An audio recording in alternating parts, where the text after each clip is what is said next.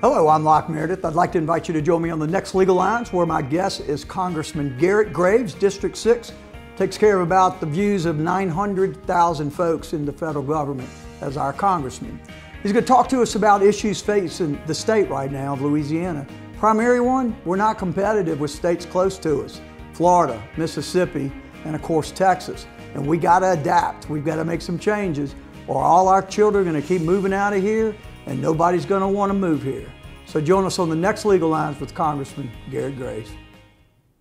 Locke Mayor Sean Fagan and Associates has served our community by airing Legal Lines, a community educational program for 18 years weekly to Baton Rouge and the surrounding areas. Watch Legal Lines at LockeMeredith.com or Cox Channel 1004. Hi, I'm Sean Fagan of Locke Meredith, Sean Fagan and Associates. When insurance companies have been unfair, we've never been afraid to go to trial. Fighting hard to protect your rights, we never settle a case out of convenience. We only settle when it's right for you. Whether you hire us at all, give us a call. Hello, welcome to Legal Lines. I'm very pleased to have back on the show Congressman Garret Graves for District 6. What, about 1 million people you represent? About 800,000. Unbelievable. This district is one of the fastest growing in the state of Louisiana, 13 parishes from north of Baton Rouge down to the coast. Do you include Mandeville area too? No, we don't go that far over to the east there, but we do represent all of Livingston Parish, and then we do come into a good bit of Lake Marpaw as well. I love it. I love Mandeville. Sidetrack. So, let's dive into the state issues, because we'll hit the federal stuff maybe the next segment, but I got something, and I'm hearing this from two different people in the same day, and that is we need as a state to become much more competitive because we got Texas and Florida kicking our heinies. We do, and like you can go back and look at Louisiana's history, and there's some amazing nuggets that are in there. For example, hundreds of years ago, you had President Thomas Jefferson saying, hey, we've got to go buy New Orleans from the French because the only way our young country is going to be able to grow and be able to develop is if we have that gateway to the world and we're able to control it. You know the rest of the story. The entire Louisiana Purchase happened because we bought Montana because they knew how important New Orleans was. And Thomas Jefferson was right. You saw that South Louisiana became this international hub of economic activity. And look, cities like Atlanta and Charlotte and Raleigh and Houston and Dallas, Birmingham, none of them held a candle to the activity, the importance of South Louisiana. And this continued through the mid-1950s. And then I think you had some really selfish political decisions that were made by a number of people. And we've just seen this decline over years and years. We're seeing a brain drain in Louisiana. Right. We're seeing a relative drop in economic activity. One of the best assets we have are our kids and our grandkids. And they're leaving to go to other states. We've got to turn it. I'm thinking about the ports. I mean, the Port of New Orleans and the Port of Baton Rouge, and particularly New Orleans, has been there for hundreds and hundreds of years. And it's like we've kind of squandered that to some degree, and now Charleston and Savannah and these other guys are the Florida, they're just all ramping up, and so we gotta adapt. Well, so you're exactly right, and pointing out to Thomas Jefferson's wisdom, Louisiana today has 5 of the top 15 ports in the United States, but you're exactly right that we're not adapting. We're not growing at the same rate as Houston, as even ports in Mississippi, Alabama, Florida, and as you mentioned, Charleston and Savannah.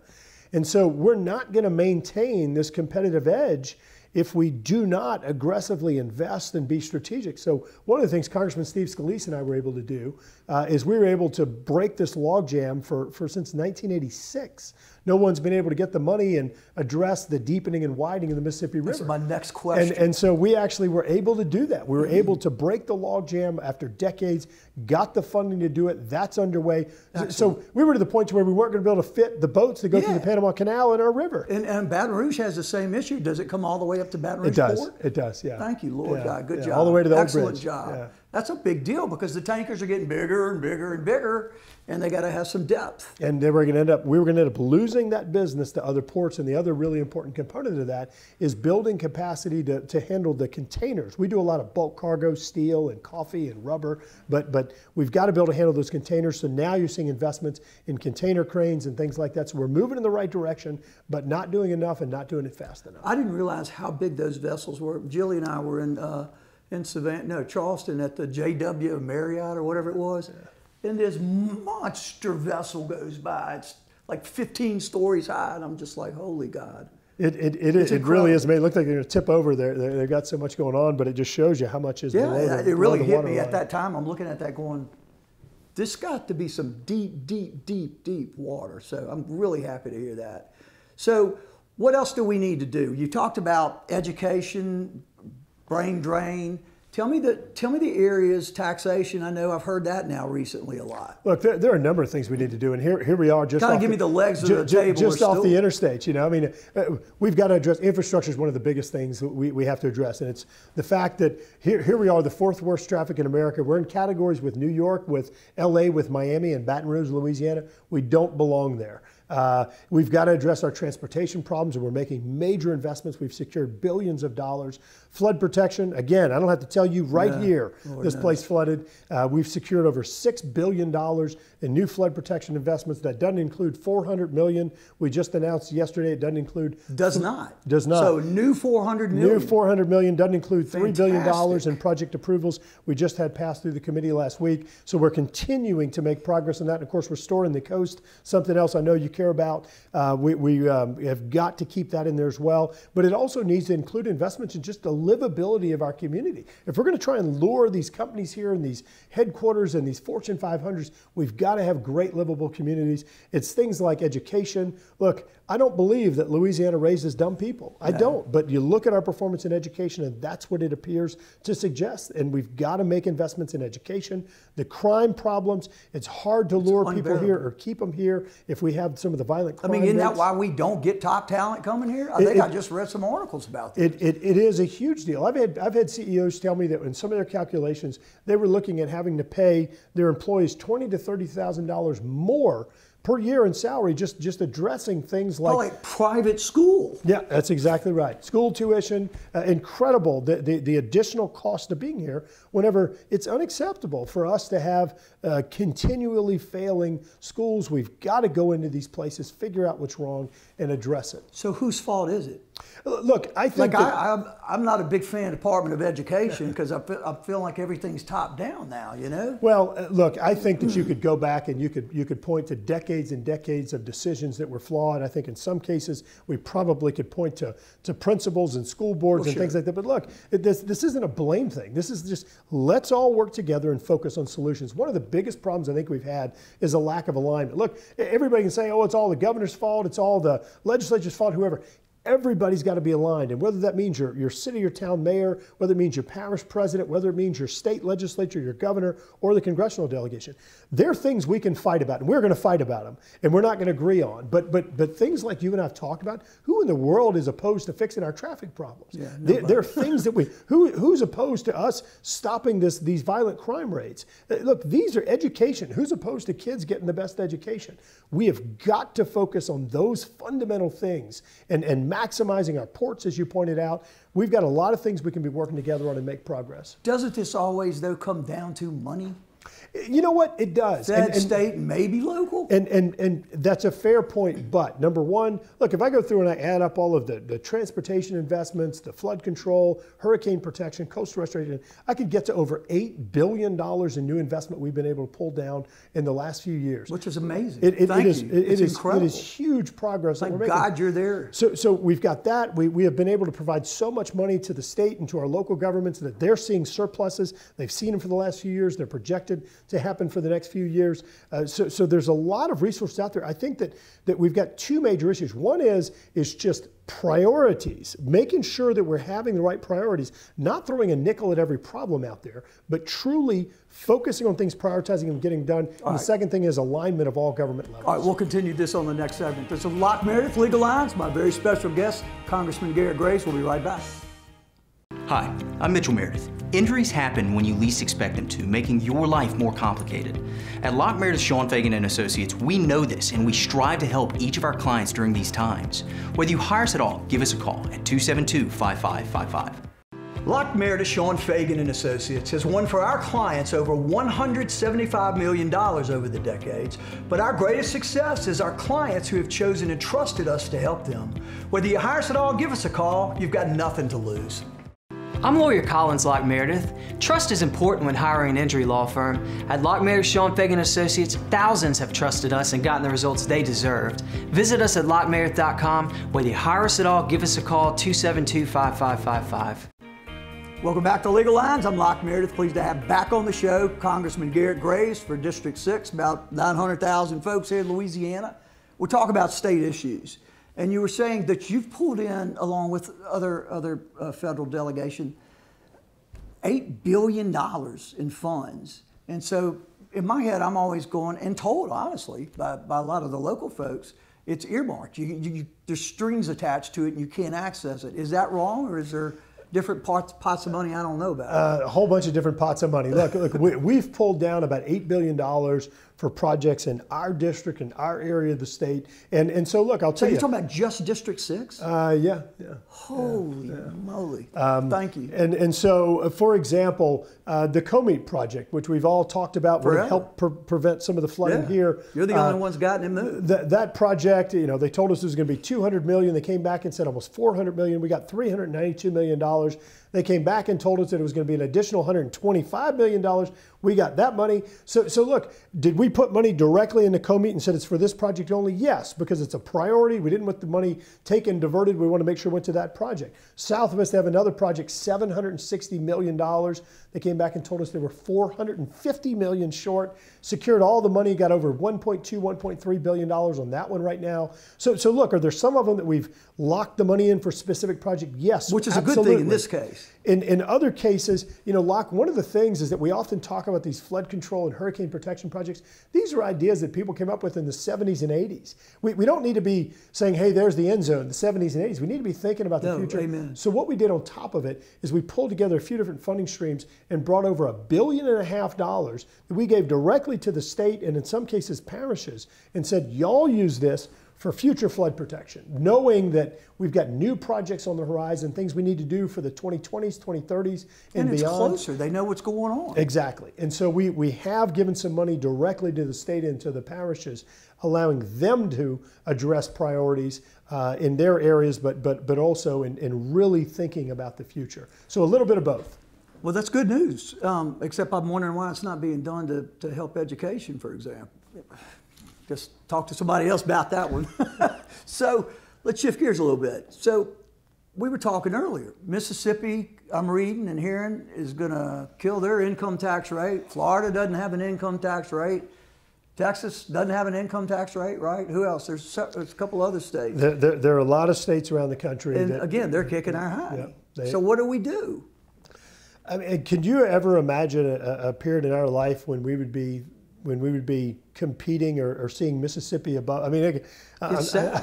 I mean, I Well, never in my life everything. thought that we would be in this situation. But look, everything's about competitiveness. It's about competitiveness. We made changes to the tax code at the federal level a few years ago. We saw a surge of investment, hundreds of billions of dollars within months, trillions of dollars within a longer period of time, coming in from overseas into the United States, new money coming in. Probably from American companies. Well, and in some cases it was, but it was also foreign investment coming into the United States. So now what's been happening is we've been watching Texas and Florida eat our lunch. We've been watching our next generation moving to those states to take advantage of opportunities and their tax laws. And the old folks. That's right, retirees as well. And we cannot allow this trend to continue. When we see things like that happening, we've got to adapt. We've got to be more agile. Mississippi recognized that they're making changes to their laws. We have got to get into that So game. what do we do? I think what would you recommend? What we've got to do is I think we need to step in and we need to make fundamental changes to our tax code that more so resemble those from some of those states that are eating our lunch like Texas and Florida. Look, this doesn't need to be complicated. It doesn't need to be rocket science. This needs to be us looking at models that are operating more effectively, and it's all about modernizing our tax code. How's that being received in our legislature?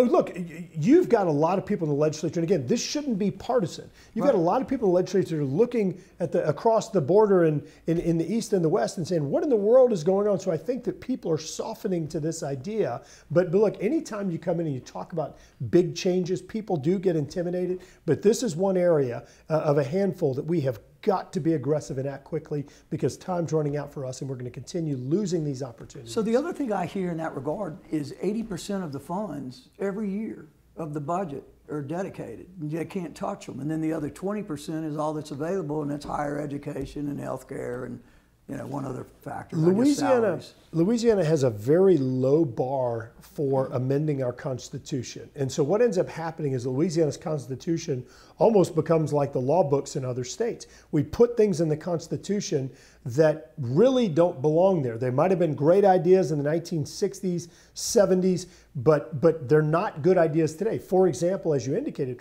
we're locking in funding to certain purposes that again, might have been the top priority in the 1960s. Today it's not, but the money's locked up. I think we need to have a constitutional convention limiting it to some of these key things and really revisiting some of those locked in or dedicated revenues to where we can reprioritize taxpayers' assets, taxpayer resources. Are you being received well with that? We are, but look, what I think is important is the scope of that constitutional convention. We don't need to go out there. It's got to be limited. We've got to be really thoughtful about what it is that we want to focus on, and I think doing a really disciplined rewrite of the Constitution is going to be critical for Louisiana, but complementing some of our tax reform changes, our tax reform that needs to be done in the state of Louisiana. But look, this shouldn't be something that's intimidating. It shouldn't be something that is partisan. This really is about the future. It's about opportunities for our children and grandchildren. Otherwise, they're all going to leave. That's just the bottom line. And the trend is crystal clear. So let's shift gears a little bit. I know, because I'm complaining about it all the time. People are raising hell about gas prices and inflation, and what are we going to do? How did we get here, and what are we going to do about it? I know how we got here. But I don't think I've ever in my life seen more irrational or just ridiculous energy policy coming out of Washington, D.C. Agreed. I mean, the fact that we are going to countries like Iran, Saudi Arabia, Venezuela, and on the renewable side going to China and asking them to bail us out of our energy problem, and in the same breath telling folks in Louisiana that we can't produce here.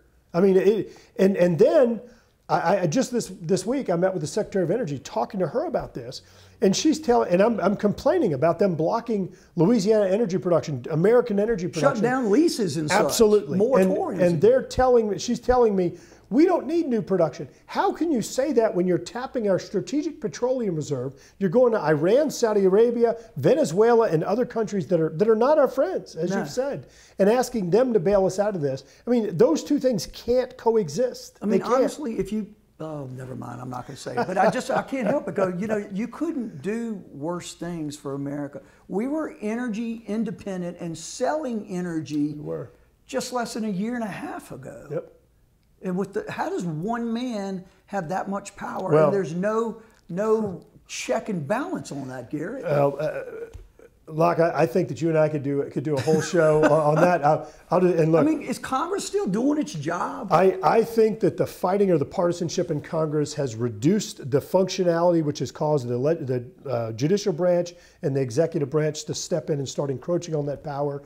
So I think the dysfunction and the partisanship in Congress has really undermined the power of the individual voter and their ability to be properly represented. We don't have a representative. All right, we'll continue this on the next segment. Locke, Meredith, Legal Lines, Congressman Garret Graves. We'll be right back. Hi, I'm Sean Fagan of Locke, Meredith, Sean Fagan & Associates. Open the phone book or look online. There are plenty of lawyers to choose from. And if you ask any of them, they'll agree that the vast majority of claims settle without ever having gone to trial. And I'll tell you, any lawyer can settle a claim. It's not hard to settle a claim, but it takes hard work to get a client what he or she deserves. At Locke, Meredith, Sean Fagan & Associates, we have a proven record of working hard for our clients. Whether you hire us at all, give us a call. Welcome back to Legal Lines. I'm Locke Meredith. Garret Graves, our Congressman, District 6 is here, thank God again. Let's dive back where we were. This seems nuts at the federal level with the amount of energy or power to affect energy production and so many other things. It feels like Congress has just thrown up its hands and doesn't do anything anymore. It was supposed to be a check and balance, right? It was, and I think that what you've seen over time is that the 10% of issues that Congress doesn't agree on, we spend 90% of our time fighting on. Wait a minute, so you're saying there's no agreement on 90% of the issues in Congress? I think that if you were to sit down, if I were to sit down with members of the other party or a mixed group of people, we could sit down and 90% of the things we would agree on. But that's not what we spend our time focusing on. I mean, Locke, it goes back to things like infrastructure and flood protection, education, traffic, crime. Who's going to disagree with this stuff? But what we do is we spend our time on the things we disagree with because one party's trying to make the other party look bad. And so that's what ends up happening. And who loses is the individual American citizen because now you've amassed more power in the judicial branch and in the White House. Look, people aren't picking up the phone and calling Joe Biden or calling the Supreme Court justice, but they can call us. They can call Congressman Scalise or Congressman Carter or whoever, and we're the ones who are supposed to be representing them, but we're working in this incredibly dysfunctional place where Nancy Pelosi and a handful of other people are actually making the call and running the place. It's incredible. It really COVID purportedly gave her that power and the proxy vote and all that junk. But didn't they just now let the House reconvene here recently? They recently allowed us to stop wearing masks. They're still doing proxy votes. I mean, and of course, every vote that would happen, even last week, you would have maybe 100 people proxy vote because of COVID. It's disingenuous. It gives her more power, and it's obviously leading the country in the wrong direction. Is the Senate like that also? No. That's not my impression. The Senate didn't have a mask requirement. They didn't have the COVID restrictions. So she's just an iron fist and nobody's going to mess with it. It really is remarkable because half of the Capitol's the Senate, half's the House, and it's as though you're in two totally different planets when you cross that line. This is just absurd. It is. It's sad that the greatest country in the history of the world is behaving like this. But look, I know that sounds incredibly pessimistic. Things are not going in the right direction. But look, I remain optimistic that we're going to be able to turn things around. I think you're seeing... Well, 22, we should take the House, right? We should absolutely take the House. But look, you've seen like two-thirds of House Republican members of Congress have come in with just in the last 6 years. I mean, so you're seeing a lot of change, a lot of new blood, a lot of new ideas, a lot of energy, and I'm excited about some of the great people coming in, and I think the direction we're going to be able to lead this country in. You brought up the Supreme Court, and you know, I've had my complaints about them legislating for a long time now, and again, that seems at the absurd level. But what do you think about Roe Wade? What's happening in that regard? You know, I know you'd sent out something about abortion on fetal tissue that wasn't acceptable, and then we've got this coming down. Yeah. Give me your thoughts. Look, first of all, you know, let's all keep in mind, this was a draft. We don't know what the final decision looks like. Secondly, it's really hard for anybody, I think, to look at some of these late-term abortions, some of these partial birth abortions, allowing people to have an abortion in the 9th month of pregnancy, to allowing people to have an abortion because they don't like the sex of the baby. Look, there are things that we all agree on that we need to be working on. I think that if this draft decision is accurate, you're allowing states to tailor or to adapt. It doesn't kill abortion. No, it allows states to tailor or adapt their laws to the consensus, to the wishes of their citizens. It allows you to impose a solution, to provide a solution that's much closer to the people. Amen. That model, I think, was really intended by the founders. I think that, you know, look, let's pick on California. Let's let California be crazy and California. That's what they're doing. And let them do it. But let us recognize our values, let our own government and laws represent our values. We don't need Washington telling us what to do. And I think that we've got to keep in mind this is a tailored solution if that draft opinion ultimately becomes final. It doesn't destroy abortion in the entire nation.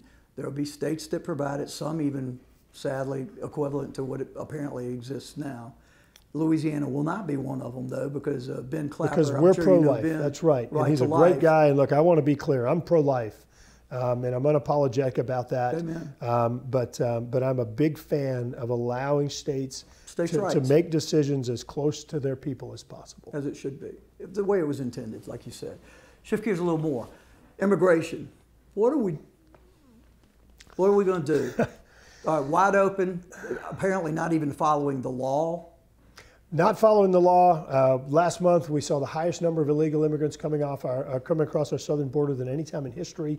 You just saw President George W. Bush. There was an assassination plot against him. And I don't know if you saw. What was Venezuelan? Somebody? It was the folks from Iraq that were all mad about what he did there that lost power. But look, their plan was to send people across the southern border because they knew that they could just walk across. Which confirms the security risk. Absolutely.